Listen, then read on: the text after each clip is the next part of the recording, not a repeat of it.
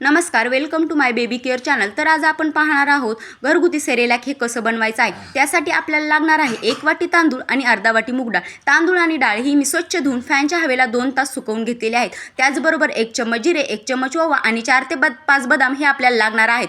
आता मी 1 वाटी तांदूळ आणि ही अर्धी वाटी जी धुवून घेतलेली डाळ आहे ते आपल्याला छान असं गॅसवर परतून घ्यायचं आहे। त्याला लालसर तांबूस कलर येईपर्यंत हे आपल्याला परतायचं आहे। हे सेरेलॅक हे तुमच्या बाळाला खूप छान असं आवडणार आहे। हे करताना आपल्याला गॅसची फ्लेम मात्र ही लोच ठेवायची आहे, कारण गॅसची फ्लेम ही फुल असेल तर आपले तांदूळ आणि डाळ ही करपण्याची शक्यता ही जास्त असते।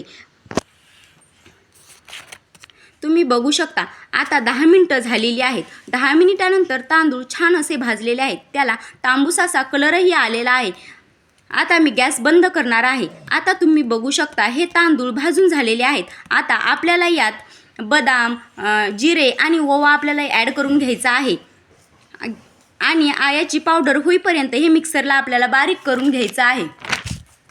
आता तुम्ही बघू शकता आपलं सेरेलॅक हे एकदम छान असं बनलेलं आहे। हे सेरेलॅक एकदम पौष्टिक व हेल्दी आहे। बाहेरची ओट सेरेलॅक न मागवता कसं आहे माझं घरगुती सेरेलॅक, आवडलं ना? जर आवडलं असेल तर लाईक करा, कमेंट्स करा व असेच नवनवीन व्हिडिओ पाहण्यासाठी माझ्या बेबी केअर चॅनलला सबस्क्राईब करा।